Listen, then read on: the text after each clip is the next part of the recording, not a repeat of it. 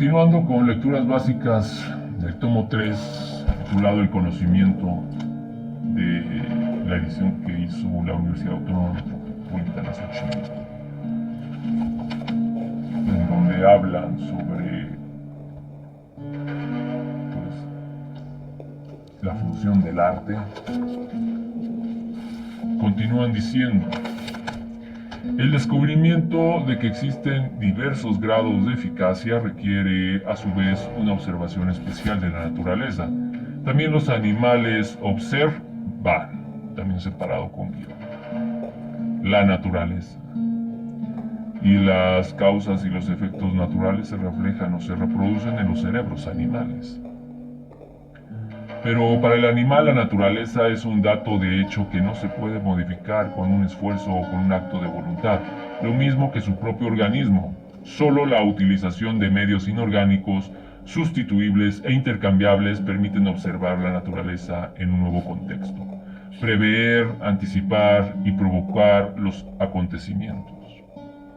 Un fruto pende del árbol. El animal prehumano intenta alcanzarlo, pero su brazo es demasiado corto. Lo intenta de mil maneras, pero no llega a él.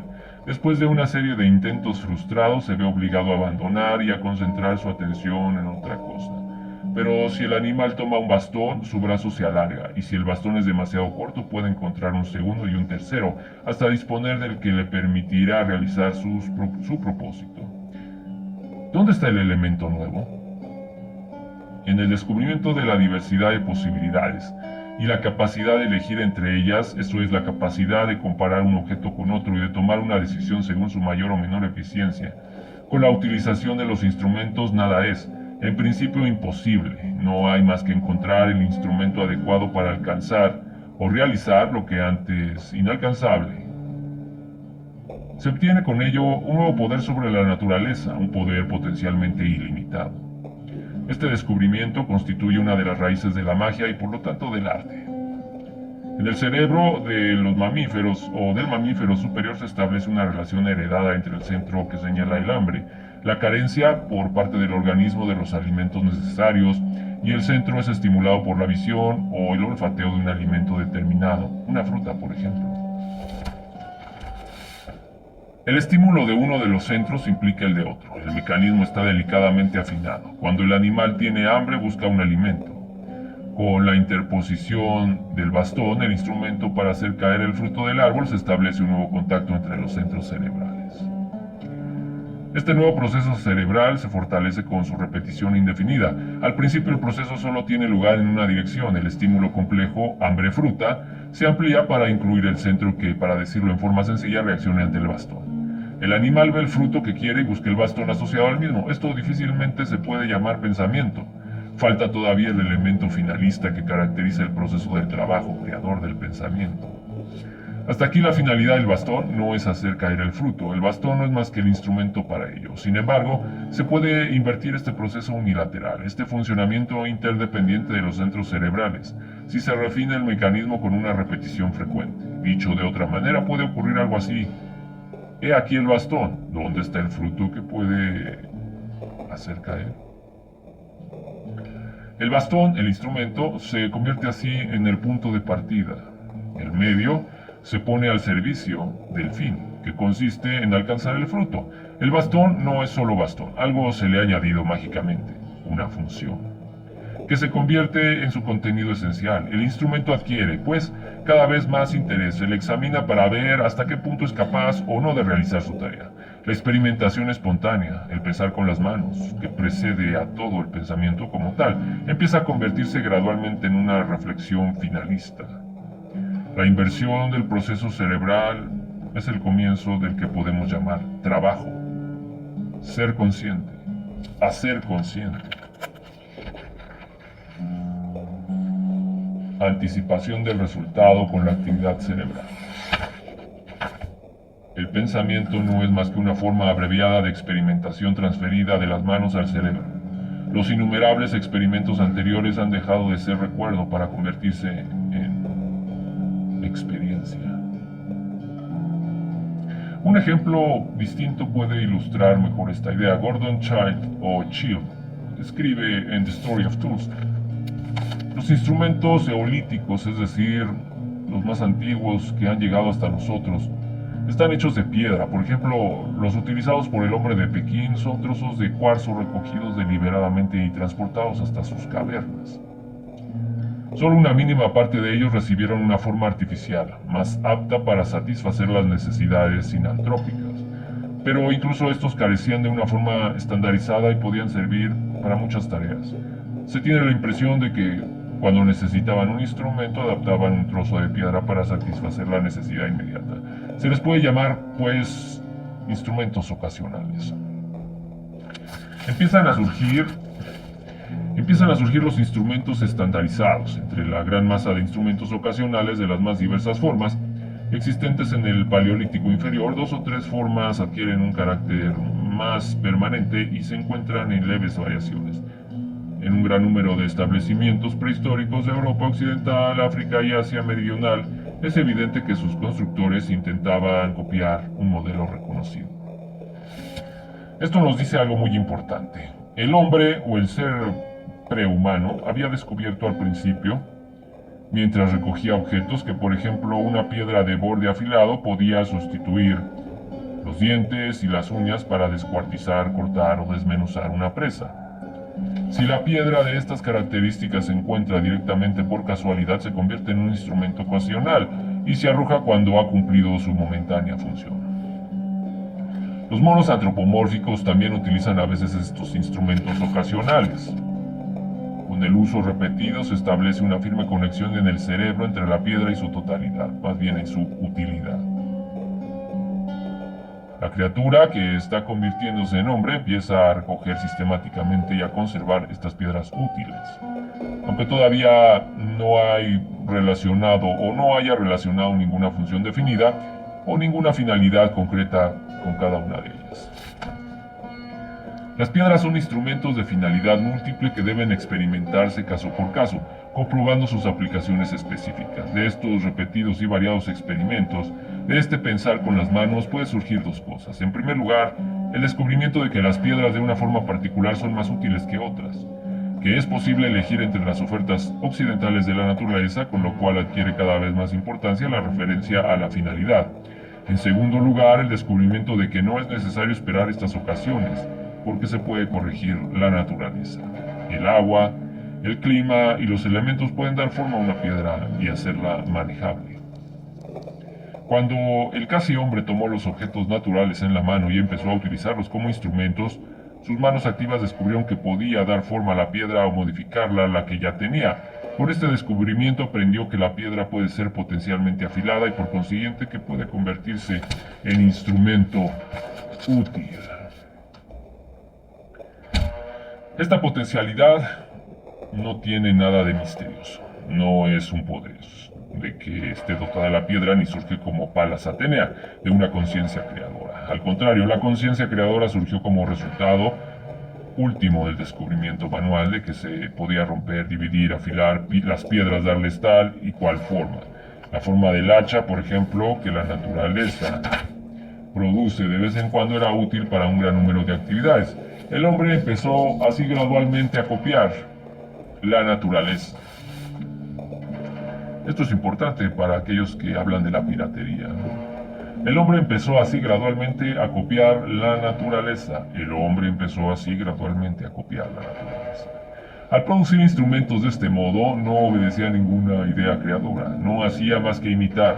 Sus modelos eran las piedras que había encontrado y cuya utilidad había comprobado experimentalmente. Producía con base en su experiencia de la naturaleza, y la cosa que tenía en su mente en aquella fase productiva primitiva no era el resultado final de una idea, no estaba cumpliendo un plan. Lo que veía ante sí era un hacha real y se proponía hacer otra igual. No estaba realizando una idea, sino imitando un objeto. Su alejamiento del modelo natural se produjo gradualmente. Al utilizar el instrumento y al experimentar constantemente con él, empezó lentamente a hacerlo más útil y eficiente. La eficiencia es más antigua que el propósito. El descubridor ha sido la mano, más que el cerebro. No hay más que observar a un niño deshaciendo un nudo. No piensa, experimenta. Solo gradualmente, con la experiencia de sus manos, llega a comprender cómo está formado el nudo y cuál es la mejor manera de desatarlo. La anticipación de un resultado, la atribución de un propósito al proceso del trabajo, solo tiene lugar después de una experiencia manual, concentrada. Es el resultado de una referencia constante al producto natural y de una serie de pruebas más o menos felices. La idea de finalidad o propósito no surge mirando hacia adelante, sino mirando hacia atrás. La idea de finalidad o propósito no surge mirando hacia adelante, sino mirando hacia atrás. La idea de finalidad o propósito no surge mirando hacia adelante, sino mirando hacia atrás. El hacer y el ser consciente surgieron y se desarrollaron con el trabajo, y solo en una etapa posterior apareció un propósito claramente identificable para dar a cada instrumento una forma y un carácter específicos. El hombre necesitó mucho tiempo para elevarse por encima de la naturaleza y enfrentarse con ella como creador. Yo diría como co-creador. Cuando alcanzó esta fase, la diferencia era la siguiente. Su cerebro no se limitaba a reflejar literalmente las cosas. Gracias a la experiencia del trabajo podía reflejar también las leyes naturales y reconocer las relaciones causales. Podía reconocer, por ejemplo, que la energía muscular se puede transferir a un instrumento y por consiguiente el objeto del trabajo, o bien que la fricción produce calor. El hombre sustituyó la naturaleza. No se limitó a esperar lo que la naturaleza le ofrecía, la obligó a darle lo que él quería. Convirtió la naturaleza en servidora suya y con la utilidad creciente de sus instrumentos, con su carácter cada vez más específico, con su adaptación cada vez más perfecta a la mano humana y a las leyes de la naturaleza, con su creciente humanización. Creó objetos que no se podían encontrar en la naturaleza. El instrumento fue perdiendo su parecido con los objetos naturales. La función del instrumento desplazó su similitud inicial con la naturaleza y con el aumento de la eficiencia adquirió cada vez más importancia su finalidad, la participación intelectual de lo que podía ser. Esta transformación de la naturaleza del trabajo solo podía tener lugar cuando el trabajo hubo alcanzado una etapa relativamente avanzada. El lenguaje. La evolución hacia el trabajo exigía un sistema de nuevos medios de expresión y de comunicación, muy superior a los escasos signos primitivos que conocía el mundo animal. Pero el trabajo no solo requería este sistema de comunicación, sino que lo fomentaba. Los animales tienen poco que comunicarse entre sí. Su lenguaje es instintivo, un sistema rudimentario de señales para el peligro, la copulación, etc.